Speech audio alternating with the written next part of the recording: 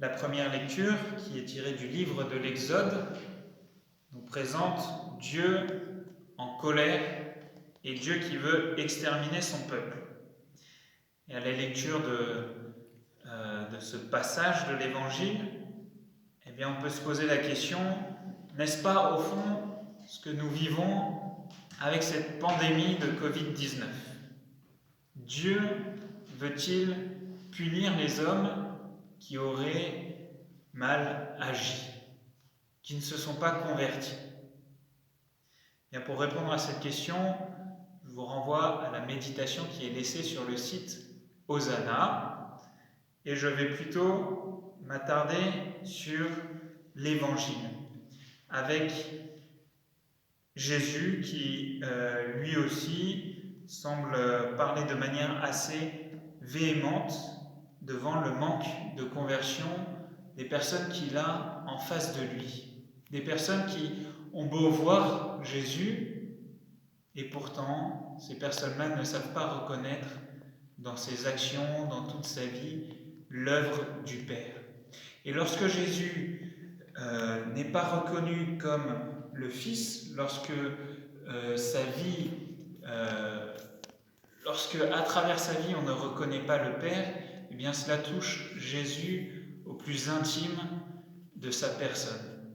Jésus n'est rien s'il n'est mission pour le Père, mission pour révéler le Père à tous les hommes, pour révéler l'amour de Dieu aux hommes. Et c'est pour ça qu'il parle de cette manière aux personnes qui sont en face de lui. Il souhaite, il voudrait que chacun puisse prendre conscience de l'amour du Père pour les hommes et que chacun se convertisse, que chacun ait une vie qui soit en conformité à cet amour de Dieu. Quel est le plus grand témoignage que Jésus a pu nous donner ?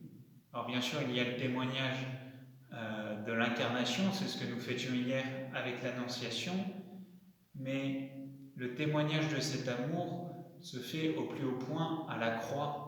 Nous savons que notre carême tend vers la Semaine Sainte, dont le sommet est la passion et la résurrection du Seigneur, dont le sommet est ce sacrifice d'amour, cette offrande d'amour de Jésus.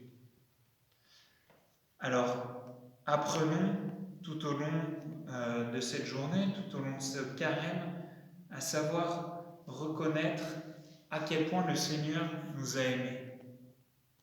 Apprenons à nous laisser marquer profondément par ce sacrifice d'amour du Christ. Jésus est mort à la croix, on le sait depuis toujours pour certains. Est-ce que cela nous marque encore ? Est-ce que cela change notre vie ? Est-ce que cela nous invite ? Est-ce que cela est une invitation pour nous, une invitation quotidienne à la conversion ? Qu'est-ce qui est en jeu dans cette conversion ?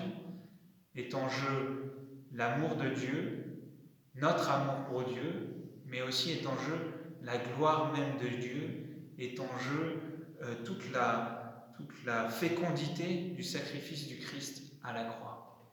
Alors convertissons-nous aujourd'hui, ne laissons pas passer ce jour, mais tournons notre cœur vers le Seigneur qui nous aime.